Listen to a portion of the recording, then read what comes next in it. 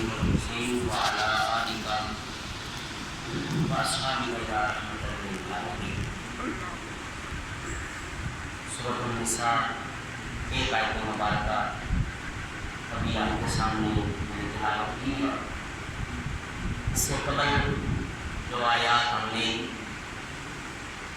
پڑھی ہیں اس میں خواتین کے حوالہ سے کچھ مسائل، پچھلے دنوں میں نکاح کے حوالہ سے ہم نے کئی باتیں قرآن کریم قرآن رشید کی روشنی میں پڑھی۔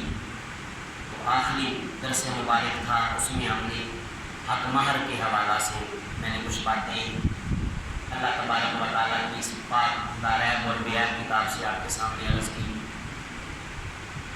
حق مہر کے جو مسائل، کتنا حق مہر دیا جا سکتا ہے، میں نے وہ تفصیل سے عرض کیا۔ آج جو آیت کریمہ میں نے آپ کے سامنے تلاوت کی ہے، جب میں نے سورۃ النساء کا تعارف عرض کیا تھا اس وقت یہ بات میں نے آپ کے سامنے پیش کی تھی کہ اس سورت کا یہ کمال ہے۔ سورۃ النساء خواتین کے حوالہ سے بھی اس میں باتیں موجود ہیں، اور خاص طور پر یتیموں کے حوالہ سے میں بار بار عرض کرتا رہا پیچھے، یتیم کے حوالہ سے کہ اس کے مال کو اپنے مالوں میں ملا کے تم نے نہیں کھاتے رہنا، اس کے مال کی حفاظت کرنی ہے۔ ایک جملہ میں نے عرض کیا تھا، آج وہی آیت مبارکہ سامنے آ چکی ہے۔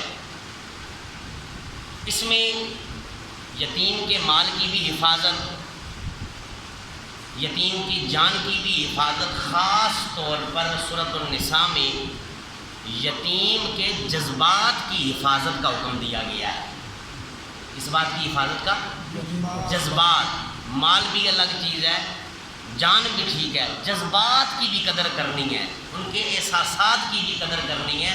یتیم کے سامنے کوئی ایسی بات نہیں کرنی کہ جس سے اس کا دل دکھ جائے۔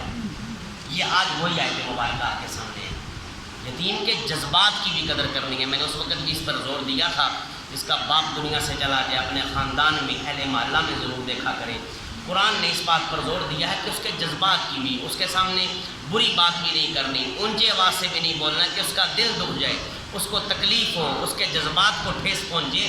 قرآن نے مال کا بھی تحفظ کیا ہے، جان کا بھی تحفظ کیا ہے، اور یتیم کے جذبات کا بھی تحفظ کیا ہے۔ یہ ہمارے دین کی خوبصورتی ہے، یہ ہمارے اس عقیدے کی اور قرآن کی خوبصورتی ہے۔ اس آیت مبارکہ کا اس میں مال کے حوالہ سے بھی بیان ہے، تو ترجمہ آپ پہلے سماعت فرمائیں۔ دو باتیں اس حوالے سے بڑی گرامیٹیکل لحاظ سے اچھی ہیں، تو وہ آپ کے سامنے آج رکھنا چاہتا ہوں۔ ہو سکتا ہے کچھ باتیں اس کے حوالے سے کل بھی عرض کی جائیں۔ اس آیت مبارکہ کا توجہ کے ساتھ برکت کے لیے ترجمہ سماعت فرمائیں۔ بڑی خوبصورت آیت مبارکہ ہے۔ اللہ کا قرآن کہتا ہے مال کا تحفظ بھی ہے، اور آگے چل کے واضح لفظوں میں اس کے جذبات کا تحفظ بھی ہے۔ قرآن کہتا ہے وَلَا تُؤْتُوا، اور نہ دو۔ اچھا، پچھلی آیت مبارکہ میں تھا وَآتُوا، یہاں پر ہے وَلَا تُؤْتُوا، وہاں کیونکہ حق مار دینے کا حکم تھا، وہاں پر تھا وَآتُوا النِّسَاءَ صَدَقَاتِهِنَّ نِحْلَةً، کہ خوشی سے مار ادا کرو۔ یہاں پر ہے وَلَا تُؤْتُوا، اور نہ دو السُّفَهَاءَ، نادانوں کو، اموالکم، اپنا مال، یعنی کہ جو یتیم نادان ہو، ابھی چھوٹی عمر میں ہو، ان کو ان کا مال نہیں دینا۔ اب میں جب کھولوں گا آیت کریمہ کو پھر آپ کو اور لطف آئے گا۔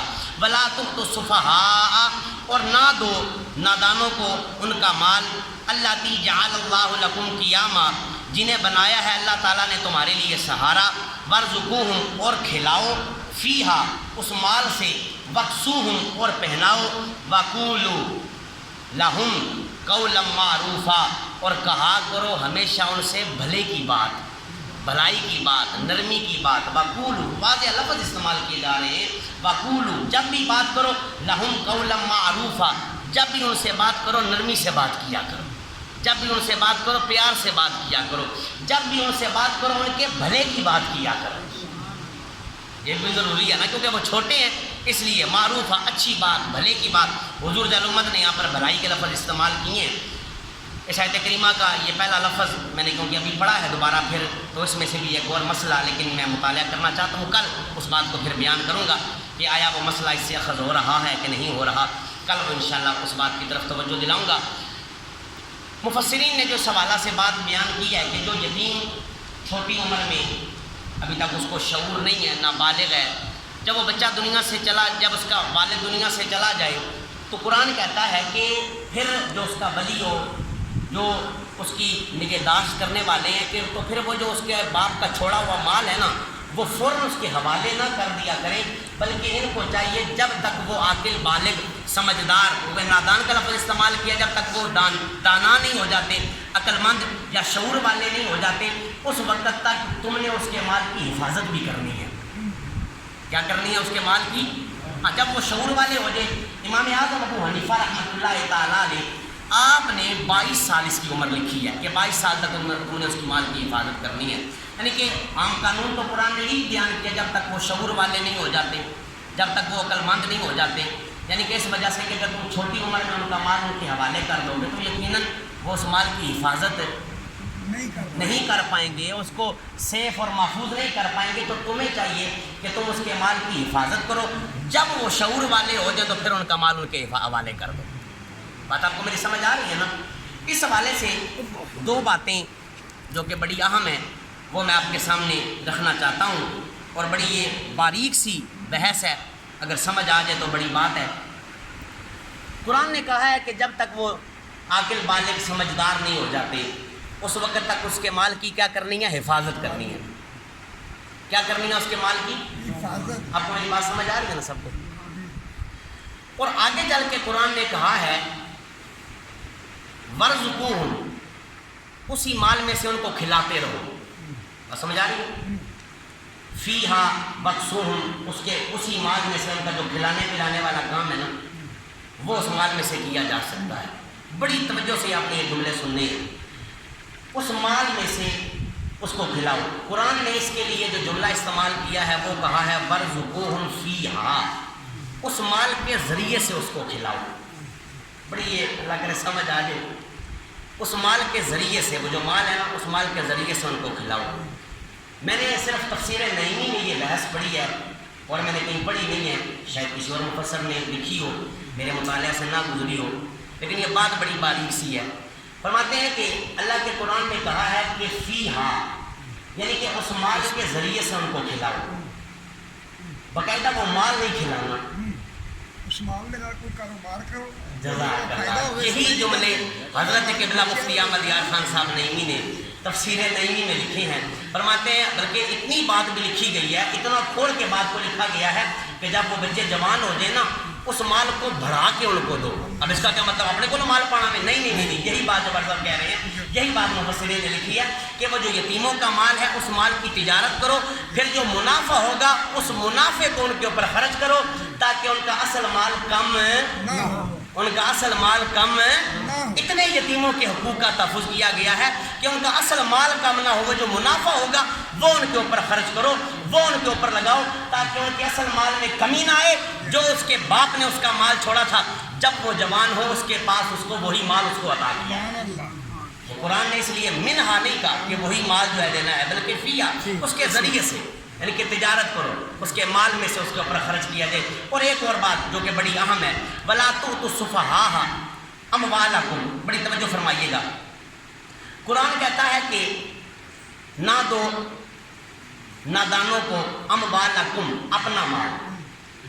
یہ بحث صرف تفسیر ضیاء القرآن میں صرف مفتی قبلہ حضور ضیاء الامت جسٹس پیر محمد کرم شاہ الازہری رحمۃ اللہ تعالیٰ علیہ یہاں پر سامنے یہ صرف بات آپ نے لکھی ہے، یعنی کہ اب کہنا تو یہ چاہیے نا کہ یتیموں کو ان کا مال نہ دو، یہی بات تو یہی بنتی ہے نا، پر قرآن نے یہ نہیں کہا۔ قرآن کہتا ہے نہ دو یتیموں کو اپنا مال، اموالکم کہا نا کہ اپنا مال، اب ان کا تو نہیں، مال تو کن کا؟